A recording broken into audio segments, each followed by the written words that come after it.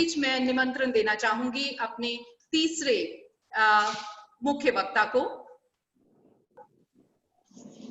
Webinar के तृतीय वक्ता के रूप में उपस्थित हैं डॉक्टर विनय विद्या अलंकार जी, प्रधान आर्य प्रतिनिधि सभा उत्तराखंड का मैं हार्दिक अभिनंदन करती हूँ। प्रोफेसर विनय जी संस्कृत के साथ साथ योग शास्त्र के भी प्रबुद्ध विद्वान हैं। आजकल वे संस्कृत विभाग एमडी राजकीय पीजी कॉलेज हल्द्वानी नैनीताल में अध्यक्ष के पद पर सुशोभित हैं। उच्च शिक्षा विभाग में डॉक्टर विद्या अलंकार जी ने 50 से अधिक राष्ट्रीय एवं 10 अंतरराष्ट्रीय शोध गोष्ठियों में व्याख्यान एवं शोध पत्र प्रस्तुत किए हैं। 15 शोध छात्रों को पीएचडी हेतु शोध निर्देशन कर रहे हैं।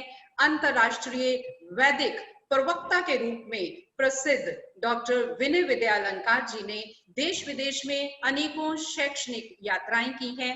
प्रायः विविध विषयों पर आपके विचार फेसबुक लाइव वक्तव्य मंच पर, आस्था टीवी चैनल पर सुने और देखे जा सकते हैं। हमारे आज के इस वेबिनार में आपके बोलने का विषय है वैदिक विचारधारा से वैश्विक समस्याओं का समाधान। आइए हम सब श्रोतागण मिलकर डॉक्टर विनय विद्या अलंकार जी को सुने। आपका हार्दिक स्वागत है डॉक्टर विनय विद्या अलंकार जी। ओम यो भूतं च भव्यं च सर्वं यश्चादितिष्ठति स्वर्यस्य च केवलं तस्मै ज्येष्ठाय ब्रह्मणे नमः। तस्मै ज्येष्ठाय ब्रह्मणे नमः। ओम शांति शांति शांति। आर्य कॉलेज लुधियाना की ओर से आयोजित अंतर्राष्ट्रीय वेबिनार में मैं सर्वप्रथम परमपिता परमात्मा का वंदन करता हूं और ऋषिवर देव दयानंद जी को स्मरण करता हूं, जिनके आशीर्वाद से हम सभी इस मानव जीवन को सफल कर रहे हैं। आर्य प्रतिनिधि सभा पंजाब के श्रद्धेय प्रधान जी आदरणीय श्री सुदर्शन शर्मा जी को मैं नमन करता हूं। उसी आर्य प्रतिनिधि सभा पंजाब के जनरल सेक्रेटरी महासचिव आदरणीय श्री प्रेम भारद्वाज जी को नमन करता हूं। आर्य कॉलेज लुधियाना की प्राचार्य डॉक्टर सविता उपल जी, मैनेजिंग कमेटी की अध्यक्ष डॉक्टर सतीशा शर्मा जी और इस कार्यक्रम का बहुत ही कुशलतापूर्वक वैदुष्य पूर्वक अपने सुमधुर वाणी से संचालन कर रही डॉक्टर मैडम आहलूवालिया जी, मेरे से पूर्व जिनके उत्तम विचारों को हम सब ने श्रवण किया है, जिन्हें मैं आर्य जगत का कहूं, राजनीति का कहूं, प्रशासन का कहूं, विद्वान के रूप में, वैदिक विद्वान के रूप में, विज्ञान के विद्वान के रूप में कहूं, मेरे श्रद्धेय आदरणीय डॉक्टर सत्यपाल सिंह जी, कुलाधिपति गुरुकुल कांगड़ी विश्वविद्यालय हरिद्वार, सांसद बागपत लोकसभा क्षेत्र, पूर्व केंद्रीय मंत्री मानव संसाधन विकास मंत्रालय, जिनके बहुत उत्तम प्रेरक विचार हमने सुने और मुझसे पूर्व बहुत ही सरलता पूर्वक अपनी वैदिक विचारधारा को, आर्य समाज की विचारधारा को हम सब तक पहुंचा रहे थे, जो अहर्निश केवल और केवल एक ही मिशन है, समाज सेवा, राष्ट्र सेवा, आर्य समाज के सिद्धांतों का प्रचार, आदरणीय श्री विनय आर्य जी। और इस फेसबुक लाइव के माध्यम से हजारों हजारों श्रोताओं को मैं नमन करता हूं, जिसमें बहुत बड़ी आयु के मेरे लिए आदरणीय भी होंगे, विद्यार्थी भी होंगे, स्कॉलर भी होंगे, प्रोफेसर्स भी होंगे, सभी को मैं बार बार नमन और वंदन करता हूं। आज जिस प्रमुख विषय पर हम तीनों वक्ता अपने विचार रख रहे हैं, जिसमें यज्ञ पर आपने विचार सुने, आर्य समाज की विचारधारा और आर्य समाज की मान्यताओं पर विचार आपने सुने, और तीसरा विचार है वैदिक विचारधारा, जो वैश्विक समस्याओं का समाधान करने में सक्षम है। इस विषय पर मैं अपनी बात रख रहा हूं। बंधुओं, वैदिक विचारधारा, इसका आधार है वेद, और चारों वेद जिनके मूल को हम लोग थोड़ा सा समझने का प्रयास करेंगे। ऋग्वेद, यजुर्वेद, सामवेद, अथर्ववेद, इन चारों वेदों का जो वेद शब्द है वो कॉमन है, और वेद शब्द का संस्कृत में 4 अर्थ होते हैं। पहला अर्थ है विद ज्ञाने, अर्थात नॉलेज। दूसरा है विद विचारणे, वेद का अर्थ है विचार करना, तर्क करना। और तीसरा है विद सत्तायाम, जिसकी सत्ता हमेशा रहती है।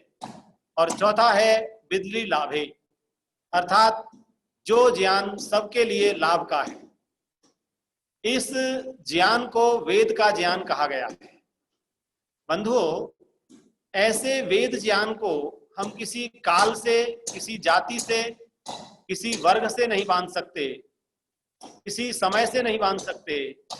मैं 1 मिनट का आपसे विराम चाहूंगा, 1 सेकंड के।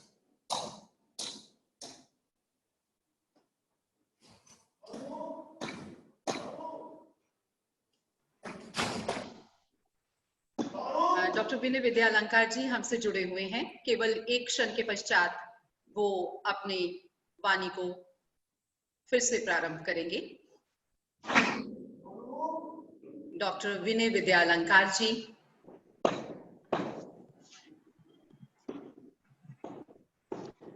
ये ध्वनि स्वागत है। मैं इसको बंद करने का प्रयास कर रहा था।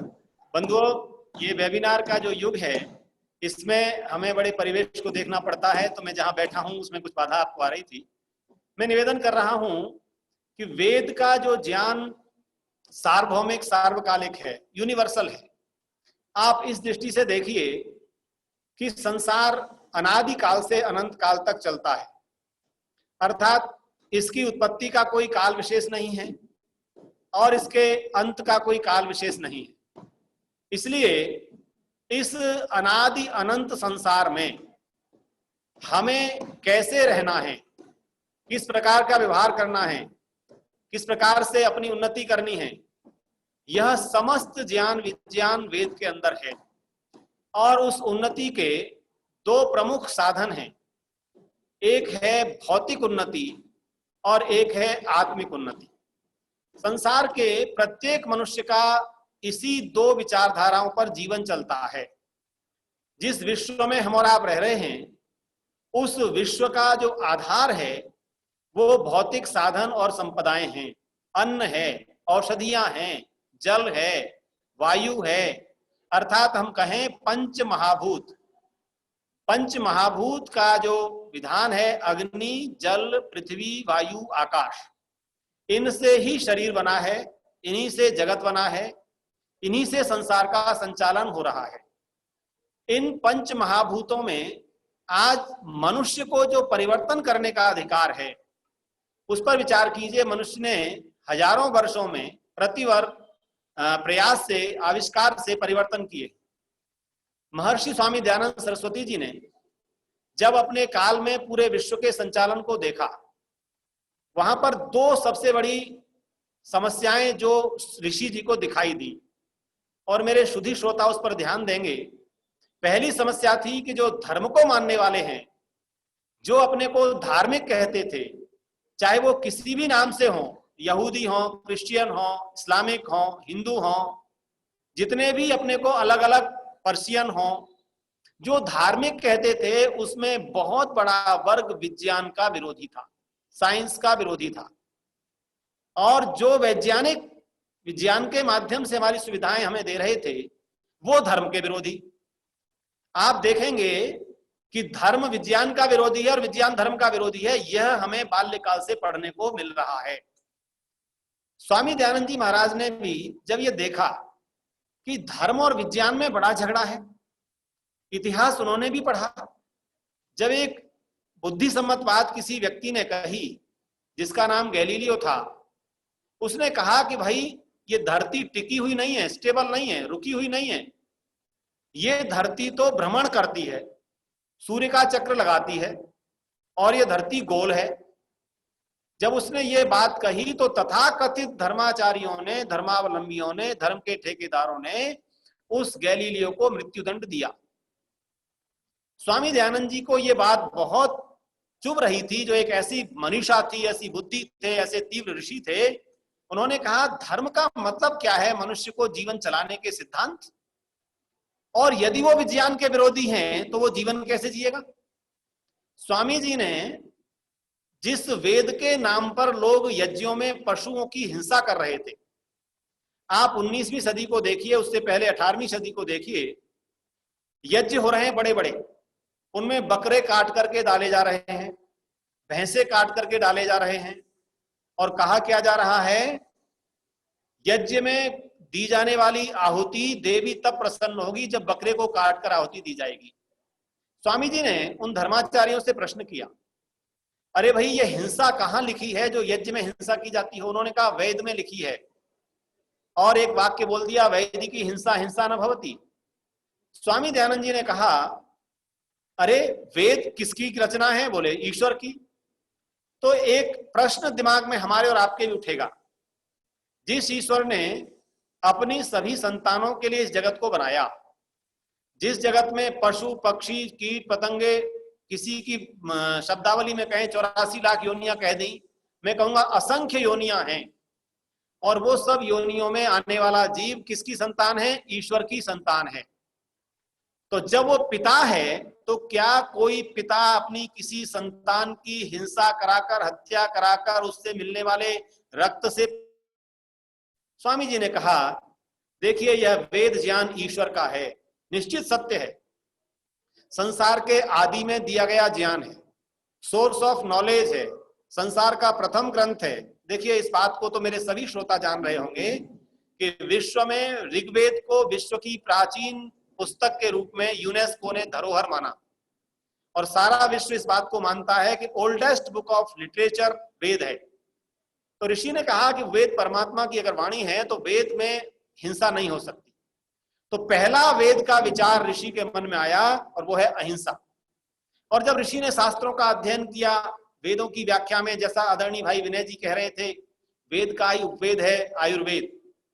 जब चारों वेदों के उपवेद उन्होंने देखे, ऋग्वेद का उपवेद है आयुर्वेद, यजुर्वेद का उपवेद है धनुर्वेद, सामवेद का उपवेद है गंधर्व वेद, और अथर्ववेद का उपवेद है अर्थवेद। तो ये चारों वेद जिस परमात्मा के वेद ज्ञान के उपवेद हैं, तो बताइए ये जीवन देने वाले हैं या जीवन लेने वाले हैं? तो ऋषि जी ने एक बहुत बड़ी समस्या का समाधान किया, जो श्रेय केवल और केवल इस आधुनिक युग में ऋषि दयानंद जी को जाता है। उन्होंने कहा वेद परमात्मा की वाणी है, और वेद धर्म और विज्ञान दोनों का समन्वय है। वेद के ज्ञान में धर्म के बिना विज्ञान अंधा है, और विज्ञान के बिना धर्म लंगड़ा है। आप इस बात को समझने का प्रयास कीजिए, जितने भी शुद्ध श्रोता मेरी बात सुन रहे हैं, आप जितने ग्रंथों का अध्ययन करें, धार्मिक ग्रंथों का, मैं अभी अभी एक वीडियो सुन रहा था, सोशल मीडिया पर आ जाती हैं, अब मैं किसी भी धर्म का नाम नहीं लूंगा, एक धर्माचार्य अपने विद्यार्थियों को प्रश्नोत्तर का अवसर दे रहे हैं। विद्यार्थी प्रश्न कर रहे हैं, गुरुजी क्या ये धरती घूमती है, सूर्य का चक्कर लगाती है? तो उन्होंने अपनी ग्रंथ का नाम लिया, नहीं देखो हमारा धर्म ग्रंथ कहता है कि धरती घूमती नहीं है। आज इस 21वीं सदी में उस तथाकथित धर्म का धर्माचार्य अपने तालीम लेने आने वाले बच्चों से कहता है कि धरती घूमती नहीं है। आप लोगों ने उस वीडियो को देख लिया होगा, ये तो एक ही जगह रुकी है, और इसको तो वो सुप्रीम पावर गॉड अल्लाह ताला जब आदेश देते हैं तो सूर्य उसका चक्कर लगाता है। उन्होंने कहा कि ये गर्मी सर्दी, बच्चे तो साइंस पढ़ रहे हैं, उन्होंने प्रश्न किए तो उनका समाधान करते हुए कहते हैं कि देखो इस साइंस को नहीं मानना है अपने धर्म ग्रंथ की पुस्तक को। मैं आपसे निवेदन करता हूं, चारों वेद के 20,000 मंत्रों में से यदि आप में से कोई परिश्रम करे और एक भी मंत्र यदि ये ला कर दे दे जो विज्ञान का विरोध करता हो, हाँ ऐसा जरूर मिलेगा कि जहां तक आज विज्ञान की खोज नहीं पहुंची उससे आगे की बात वेद मंत्र करते हैं। मुझे ऋषि दयानंद जी की शिक्षा प्रणाली से पढ़ने का अवसर मिला, मैं गुरुकुल से अध्ययन करके और आज विश्व भर के अनेक देशों में जाने का अवसर मिलता है। नासा के केंद्र में भी मैं गया, जहां पर अमेरिका की जो बहुत बड़ी संस्था है वैज्ञानिक, वहां के लोग वेद पर श्रद्धा करते हैं क्योंकि उनको आज पता लगा कि कितने ही सिद्धांत ऐसे हैं जो वेद मंत्रों में यथा तथ्य हैं, जैसा आज हम खोज कर रहे हैं। डज गॉड एग्जिस्ट, क्या ईश्वर अस्तित्व में है? इस बात के लिए जब लोग आज खोज करते हैं गॉड पार्टिकल पर हजारों करोड़ रुपए खर्च कर देते हैं, लेकिन हमारा वेद कितनी सरलता से कहता है कि देखो इस संसार को बनाने के 3 कारण आवश्यक हैं। वैदिक विचारधारा को मैं आपके साथ साझा कर रहा हूं। वैश्विक समस्याओं के समाधान की दृष्टि से कर रहा हूं, आज की कोविड-19 की समाधान की दृष्टि से कर रहा हूं, क्योंकि जब तक हमारा मस्तिष्क इन विषयों में स्पष्ट नहीं होगा, खुला हुआ नहीं होगा, प्रत्येक प्रश्न का उत्तर हमको नहीं मिल रहा होगा, तब तक हम विश्व का कल्याण नहीं कर सकते, समस्याओं का समाधान नहीं कर सकते। ऋषि कहते हैं किसी भी वस्तु के निर्माण में एक उसे बनाने वाला होता है, उसे हम कहते हैं निमित्त। एक जिस वस्तु से, मेटेरियल से बन रही है वो वस्तु होती है, उसे हम कहते हैं उपादान। और एक उसके साधारण कारण होते हैं जिससे बन जाता है। ये कपड़ा मैं पहन करके बैठा हूं, इसका निमित्त कारण, इसको बनाने वाला, इस कपड़े को जिस फैक्ट्री में बनाया जा रहा है वह व्यक्ति है, इंजीनियर है टेक्सटाइल का, जो जानता है कपड़ा कौन सा कैसे बनेगा। एक रॉ मटेरियल है, एक तंतु है। इसी तरह से ऋषि दयानंद जी ने विज्ञान की विचारधारा को समन्वित करते हुए एक वैदिक विचारधारा का जो हमें सूत्रपात करके दिया, यानी जो हजारों वर्ष तक लुप्त था। वेद ज्ञान अनादिकाल से, ऋषि जी कहते हैं कि मैं कोई नया मत स्थापित नहीं कर रहा, मैं कोई नया ज्ञान आपको नहीं दे रहा, मैं कोई नई बात आपके सामने नहीं कर रहा, मैं तो उस ज्ञान को दे रहा हूं जो ब्रह्मा से लेकर जैमिनी पर्यंत ऋषियों ने, अर्थात वेद के ज्ञान को दर्शन में, उपनिषद में, ब्राह्मण ग्रंथों में, स्मृति शास्त्रों में, काव्य शास्त्रों में जिन विद्वानों ने, ऋषियों ने दिया है, उसको मैं आपके सामने दे रहा हूं। बंधुओं, जिस आर्य समाज की संस्था आज इस वेबिनार को करा रही है और उनके अनुरोध पर आप लोग जुड़े हैं, तो मेरा आपसे एक अनुरोध रहेगा, क्योंकि हमारा समय वक्ताओं का सीमित है, 15-20 मिनट में हम अपनी बात कहेंगे, 25 मिनट में बात कहेंगे, लेकिन आपको एक सूत्र देना चाहते हैं। आप अपने घर में यदि वेद और विज्ञान और धर्म का तो निश्चित रूप से आपको वेद का अध्ययन करेगा। और वेद के लिए आपको 4 वेद भाष्य जो ऋषिवर देव दयानंद ने, जिनका एक ऋग्वेद का भाष्य किया, उनकी परंपरा में अन्य विद्वानों ने भाष्य किया, ऋषि ने यजुर्वेद का भी भाष्य किया, आप इनको जरूर प्राप्त करें। और इसके लिए आप चाहे परोपकारिणी समाज अजमेर से प्राप्त करें, हिंडौन सिटी हमारा प्रकाशन है, आप अपने आर्य महाविद्यालय से, आर्य कॉलेज से भी संपर्क कर सकते हैं। और सत्यार्थ प्रकाश, इस ग्रंथ का अध्ययन करेंगे तो आपको लगेगा कि अगर इससे पढ़ने से पहले अगर हम कहाँ घूम रहे थे, कहाँ अंधकार में थे। जिस पंजाब की भूमि पर आज ये सेमिनार हो रही है, जो बृहद पंजाब था, जिस समय लाहौर केंद्र होता था पंजाब का, उसमें एक ऐसा वैज्ञानिक पैदा हुआ 19वीं शताब्दी में, 1890 तक उनका जन्म जीवन रहा और बहुत अल्पायु में संसार चले गए। उनका नाम लेना चाहूंगा, पंडित गुरुदत्त विद्यार्थी, केमिस्ट्री के प्रोफेसर हैं। और उनको ऐसी लगन लगी वेद पढ़ने की, ऋषि दयानंद जी के भाष्य को पढ़ने के बाद उन्होंने समस्त विश्व की समस्याओं का समाधान, इतने सारे लेख उस समय लिखे जिनकी केमिस्ट्री से संबंधित पुस्तकें बाहर भी पढ़ाई जाती हैं। उस गुरुदत्त विद्यार्थी जी ने 18 बार सत्यार्थ प्रकाश को पढ़ा और एक बात सत्यार्थ प्रकाश के विषय में कही कि यदि मुझे सारी संपत्ति बेच करके भी ये पुस्तक लेनी पड़ती तो मैं इसे खरीदता, और यदि मैं इसे न पढ़ पाता तो मानव जीवन मेरा निरर्थक रहता। ये 2 बातें आपको ध्यान देनी है। मैं इस बात किस लिए कह रहा हूं, आज इस कोविड-19 की स्थिति में लोग निराशा, हताशा में, मुझे कोई निराशा नहीं है, क्योंकि मैंने उस वेद की विचारधारा को अपने जीवन का आधार बनाया। आप में से भी बहुत से लोग निराश, हताश नहीं होंगे, परंतु एक शब्द मैं आपको देना चाहता हूं। ऋषि दयानंद जी ने कहा, किसी भी वस्तु को, विषय को अगर जानना चाहते हो तो अपनी बुद्धि को खुला रखो। यह बुद्धि परमपिता परमात्मा ने प्रत्येक मनुष्य को दी है। कोई भी मनुष्य बुद्धि से हीन नहीं है, कुछ ही में अल्प विकसित होती है, किसी में ज्यादा विकसित होती है। और विकास करने का भी हमारे पर निर्भर करता है कि हम कितना चिंतन करते हैं, कितना स्वाध्याय करते हैं, कितना विद्वानों को सुनते हैं, कितनी चर्चाएं करते हैं। और उसके लिए एक शब्द दिया, उसका नाम है तर्क। संसार में वह ज्ञान सत्य होता है जो तर्क की कसौटी पर कसा जा सकता है। ऋषि दयानंद जी के अलावा प्रत्येक धार्मिक विद्वान आपसे ये कहेगा कि ईश्वर तर्क का विषय नहीं है, धर्म तर्क का विषय नहीं है, परंपराएं तर्क का विषय नहीं है। लेकिन ऋषि दयानंद जी और वैदिक विचारधारा कहती है ईश्वर भी प्रत्यक्ष आदि प्रमाणों से जाना जाता है। गुणों को देखकर गुणी का ज्ञान होता है, रचना को देखकर रचनाकार का अनुमान होता है, उसकी कृति को देखकर उसकी प्रकृति का ज्ञान होता है। इसलिए वैदिक विचारधारा का एक बड़ा सिद्धांत है, धर्म और विज्ञान दोनों साथ चलते हैं। अकेला विज्ञान अंधा होगा और अकेला धर्म लंगड़ा होगा। धर्म विज्ञान के बिना, इसीलिए वेद में कहा गया खूब उन्नति करनी है। वेद के अनेक मंत्र मैं आपके सामने कहूं। एक मंत्र है आनो भद्रा क्रतवो यंतु विश्वतो अद्धासो उपरीतास उद्भिदा, अर्थात हम सब आनो भद्रा, न माने हम सब लोग कल्याण को देखें, विश्वतः सारे विश्व के कल्याण को देखें।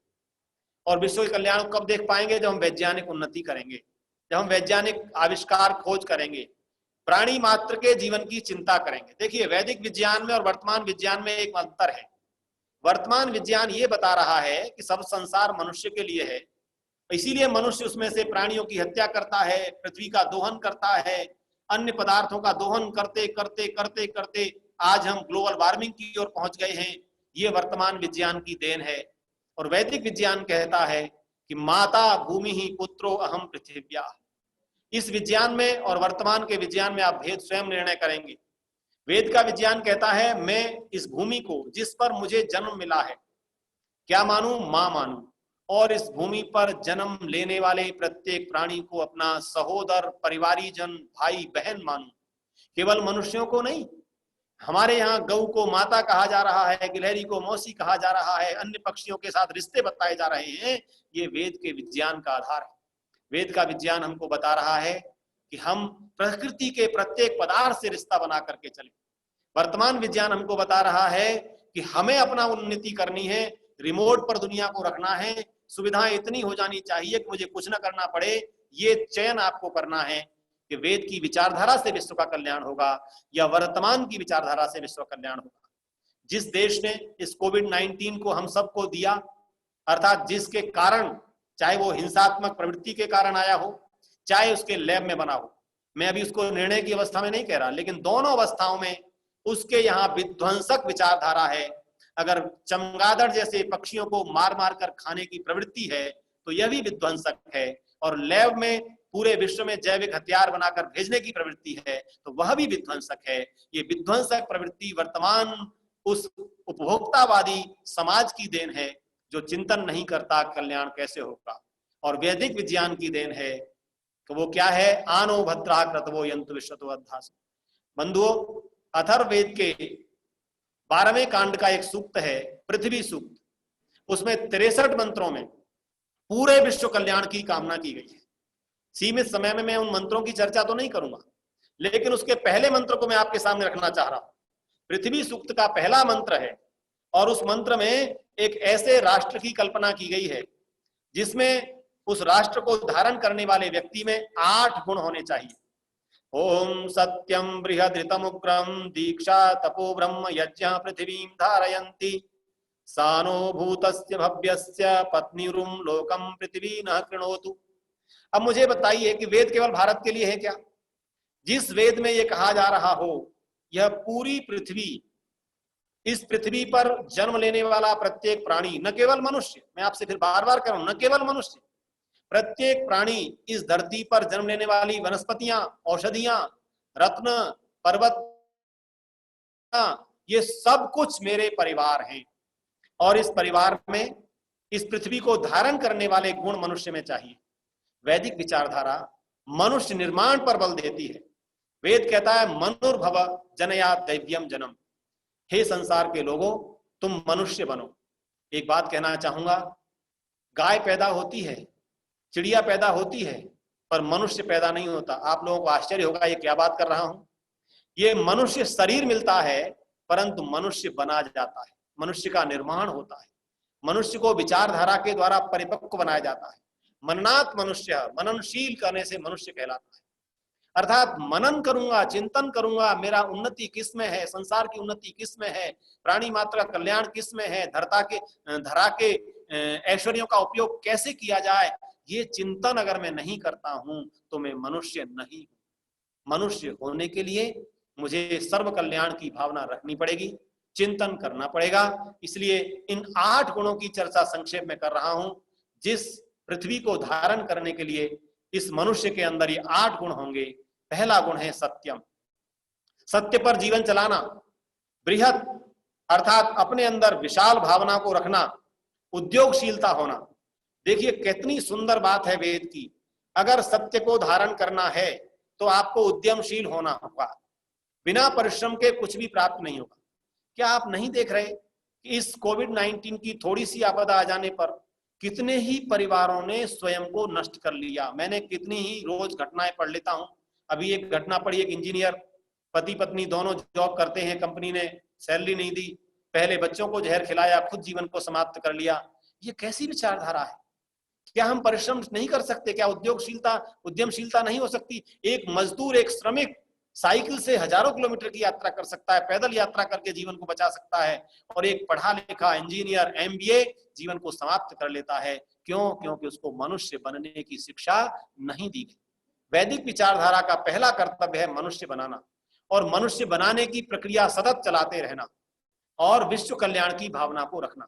तो मैंने आपसे कुछ बातें आपके साथ साझा कर रहा हूं कि धर्म और विज्ञान को अलग नहीं करना।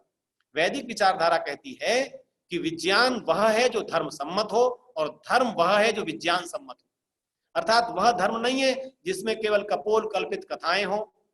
मुझे कहने में कोई संकोच नहीं, चाहे वो हमारे हिंदू समाज की विकृतियां कुरीतियां रही हो। ऋषि दयानंद जी ने उन पर भी पूरा प्रश्न खड़ा किया। उन्होंने कहा अवैदिक बातों को मत करो। कोई कान के मल से बच्चा पैदा नहीं होता, कोई शरीर के मल को उतार कर रख देने से गणेश की उत्पत्ति नहीं हो सकती। इनकी सही मूल भावनाओं को समझो। ये ऋषि दयानंद जी ने उन सब धर्म में चलने वाली कपोल कल्पनाओं पर प्रश्न उठाए, उनके तर्क के साथ उत्तर दिए। इसलिए वैदिक विचारधारा कहती है तर्क युक्त जीवन बनाओ। जिस समाज में प्रगतिशीलता होती है वहां तर्क होता है, और तर्कशील समाज ही प्रगतिशील समाज होता है, ये वैदिक विचारधारा कहती है। इसीलिए तो आज आपको कोविड-19 में रोज क्या बताया जा रहा है? अच्छा बताइए, आपको शब्द याद आ रहा होगा। क्या कहा जाता है? आप सभी सतर्क रहें, सावधान रहें, सोशल डिस्टेंसिंग रखें, हाथ धोते रहें, मांसाहार न करें। ये रोज आपको टीवी के माध्यम से, मीडिया के माध्यम से बताया जा रहा है। एक शब्द मैंने जो आपसे बोला सतर्क रहें, उस पर जोर दे रहा हूं। तर्क युक्त रहें, अर्थात आप प्रत्येक कार्य में तर्क को सामने रखें कि अमुक अमुक स्थिति में मेरा विनाश हो सकता है, मेरा जीवन रोगी हो सकता है, कोविड-19 या कोरोना वायरस का प्रभाव हो सकता है। तो क्या रहना है? सतर्क। अब आप सोचिए कितना अच्छा शब्द है। इसीलिए वैदिक विचारधारा कहती है आप न केवल विज्ञान में सतर्क रहिए, अपितु धर्म में भी सतर्क रहिए। आप देखिए, मैंने कल ही एक वीडियो का उत्तर दिया एक पत्रकार को। एक महाराज जी कथा वाचन करते हुए कह रहे हैं कि महिलाओं को गायत्री मंत्र नहीं पढ़ना चाहिए।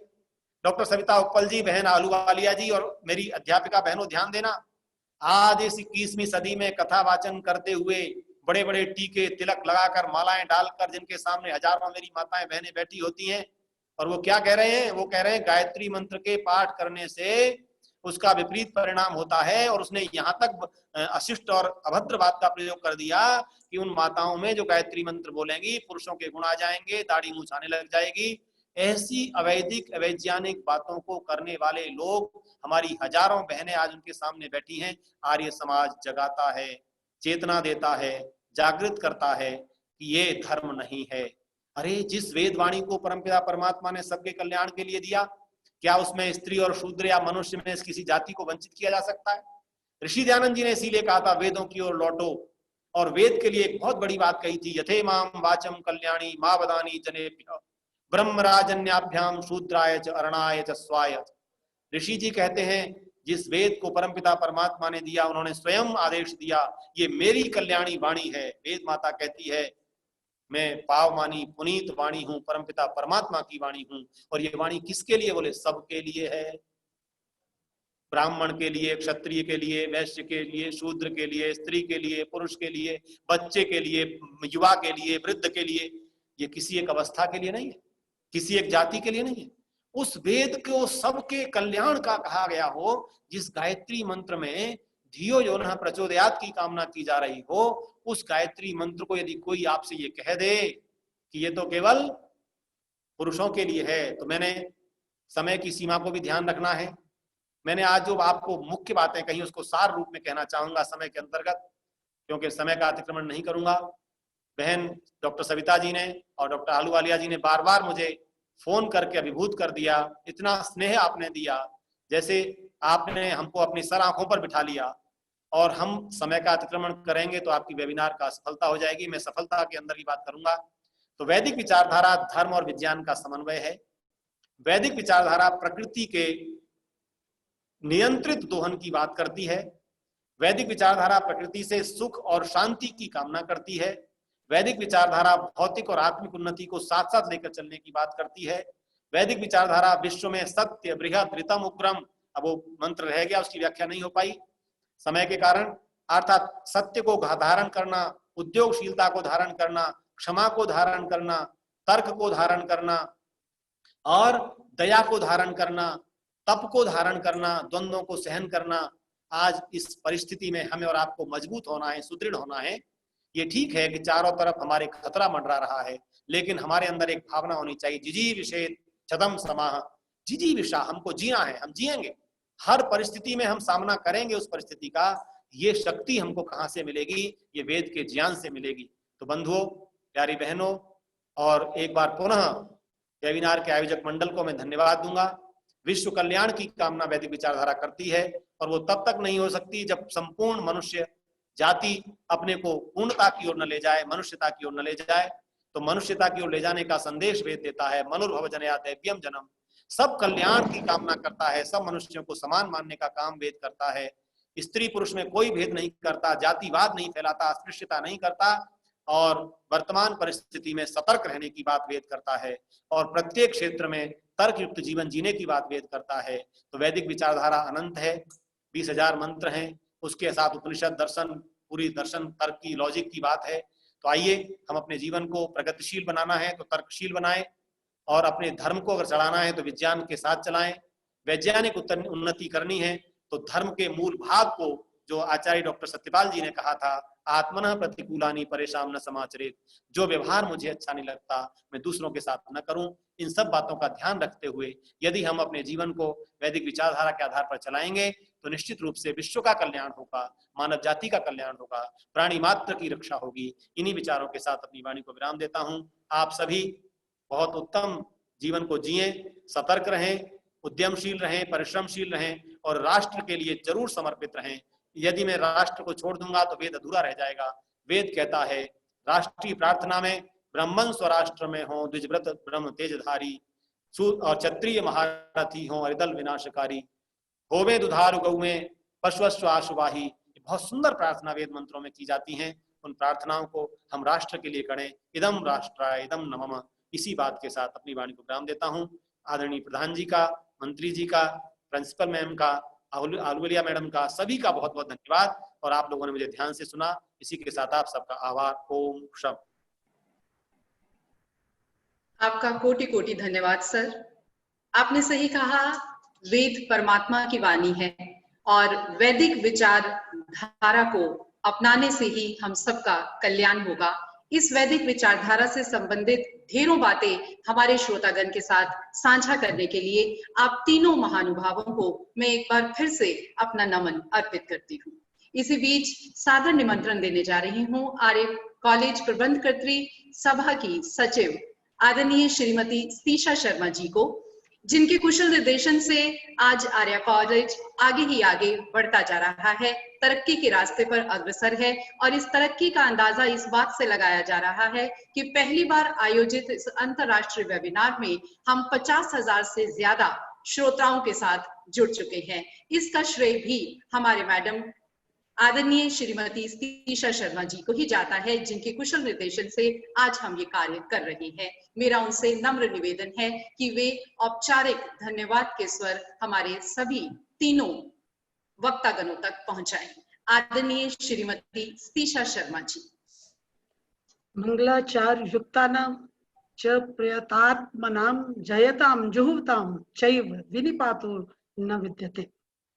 वैदिक वांग्मय से ओतप्रोत इस अंतरराष्ट्रीय वेबिनार में विद्वान जनों के विचार यज्ञमयी हवन की ज्वाला में आहुतियों जैसे प्रतीत हुए।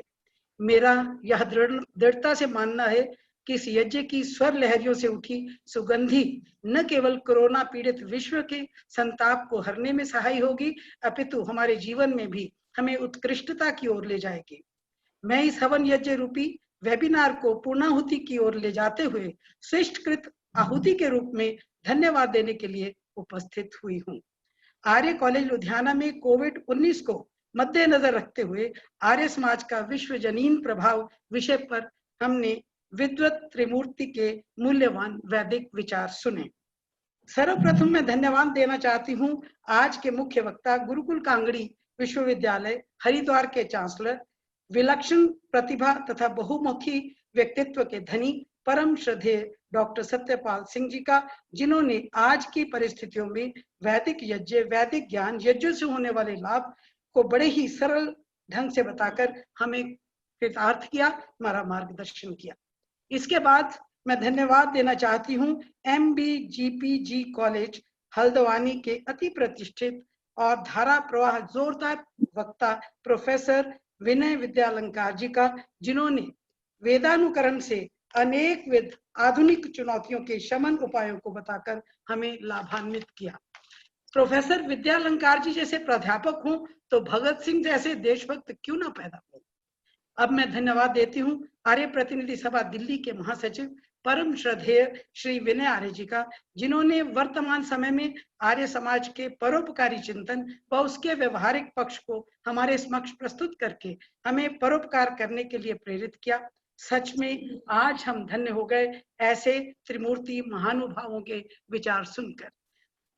आप अंदाजा लगाओ कि हमने 60 मिनट के अंदर इतनी किताबें कभी हम देख भी नहीं सकते। हमने इतने विद्वान लोगों के विचार सुने जिन्होंने कितना अध्ययन किया हुआ है।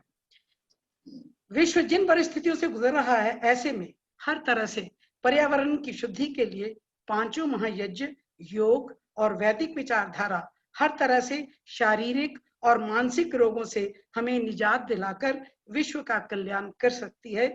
आर्य समाज की शिक्षाओं के अनुसार चलने पर ही सही में जीवन में जीने की कला सीख सकते हैं। ये किसी भी देश, काल, परिस्थिति में प्रासंगिक है। अब मैं धन्यवाद देती हूँ आर्य प्रतिनिधि सभा पंजाब के प्रधान, हमारे परिवार प्रमुख, परोपकारी, दूरदर्शी, सरल एवं सहज स्वभाव वाले परम श्रद्धेय श्री सुदर्शन शर्मा जी का। इनके नेतृत्व में हमारा कॉलेज दिन दुगनी रात चौगुनी उन्नति कर रहा है तथा सही में आर्य बनने की दिशा में हम दिन रात प्रयासरत हैं। अब मैं धन्यवाद देती हूँ आर्य प्रतिनिधि सभा पंजाब के महासचिव परम आदरणीय श्री प्रेम भारद्वाज जी को, जिनके निर्देशन में आज अंतर्राष्ट्रीय वेबिनार सफल हो पाया तथा जिनका मार्गदर्शन प्रगति पथ पर पल पल अग्रसर होने के लिए सदैव सुलभ है। अब मैं धन्यवाद करती हूँ आर्य प्रतिनिधि सभा पंजाब के अन्य अधिकारियों का, जिनका सहयोग हमें सदा मिलता रहता है। कॉलेज को सुचारू रूप से चलाने के लिए आर्य कॉलेज प्रबंधकीय समिति के सदस्य डॉक्टर विजय कुमार सरीन तथा रणवीर शर्मा जी का भी धन्यवाद करती हूँ। आर्य कॉलेज की प्राचार्य डॉक्टर सविता उपल तथा अंतर्राष्ट्रीय वेबिनार की संयोजिका प्रोफेसर सूक्ष्म अल्लूवालिया, प्रभारी आर्य कॉलेज वुमेन सेक्शन, इस प्रशंसा के पात्र हैं, जिन्होंने अपने सहयोगियों के साथ मिलकर इस कार्यक्रम को अथक प्रयास से सफल बनाया है। मैं उनको शाबाशी भी देती हूँ और बधाई भी। मैं कॉलेज के समस्त प्रशासनिक कर्मचारी वर्ग का भी धन्यवाद करती हूँ, जिन्होंने इस वेबिनार में अपना भरपूर योगदान दिया। अंत में इस वेबिनार के साथ जुड़े हुए हजारों श्रोतागण, आर्य बंधुओं, छात्र छात्राओं का भी धन्यवाद करती हूँ और उनको आशीर्वाद देती हूँ। आशा ही नहीं, विश्वास है कि इस वेबिनार से आप सभी लाभान्वित होंगे और इन आर्य सिद्धांतों को अपने जीवन में धारण कर दरपेश चुनौतियों का सामना कर विश्व कल्याण कर पाएंगे। अंत में मैं पुनः उपस्थित सभी माननीय श्रोतागणों का बहुत बहुत धन्यवाद करती हूँ। ओम पूर्णमद पूर्णमिदं पूर्णात् पूर्णमुदच्यते पूर्णस्य पूर्णमादाय पूर्णमेवावशिष्यते। ओम शांति शांति शांति। धन्यवाद मैडम, आपने बहुत सही कहा कि बहुत सारी किताबों से भी वो ज्ञान हमें नहीं मिलने वाला जो आज इन 2 घंटे के वेबिनार में हमें इन वक्ताओं के माध्यम से हमारे श्रोतागण तक पहुंच पाया, हम तक पहुंच पाया। मुझे आज भी इस बात का बहुत ही आनंदित एहसास होता है जब हम उस दिन को याद करते हैं जब आदरणीय श्री प्रेम भारद्वाज जी ने ये स्वप्न देखा था कि एक अंतर्राष्ट्रीय वेबिनार हम आयोजित करेंगे आर्या कॉलेज के मंच से, और उन्होंने तीनों वक्तागण के बारे में हमें बताया। हमने जब उनको निमंत्रण दिया तो मुझे कविवर सुरेश चंद्र वात्सायन के वे शब्द याद आ गए कि पहले जब सेमिनार हुआ करते थे, वेबिनार का युग नहीं था, तो खुद हम लोग जाया करते थे पीले चावल लेकर के अपने विद्वान पुरुषों को निमंत्रण देने के लिए। लेकिन मैं आभारी हूं कि हमारे व्हाट्सएप के निमंत्रण को उन्होंने उसी प्रकार स्वीकार किया और हमारे बीच में उपस्थित हुए। आपका अनेकों अनेकों कोटि कोटि धन्यवाद। सच में आपकी वाणी को सुनकर मन हो रहा है आपके चरण स्पर्श करने का। मुझे उम्मीद है कि जल्द ही ये स्थिति बहुत ही बढ़िया हो जाएगी। इस वैश्विक बीमारी से हमें छुटकारा मिलेगा और हम एक बार फिर से आपको इस वेबिनार के माध्यम से नहीं बल्कि सेमिनार के माध्यम से अपने इस कॉलेज कैंपस में आपको मिल पाएंगे। आप सभी महानुभावों को एक बार फिर से नमन करती हुई आप सबसे ये नम्र निवेदन करती हूं कि आइए शांति पाठ के साथ हम इस वेबिनार का समापन करें। शांति पाठ।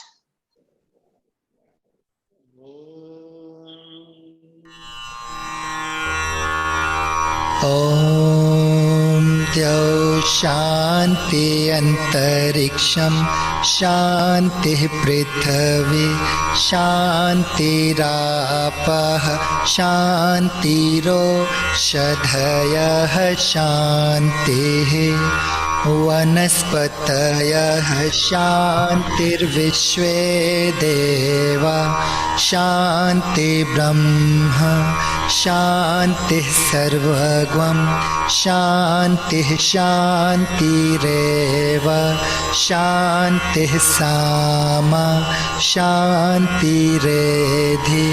ॐ शान्तिः शान्तिः शान्ति। ॐ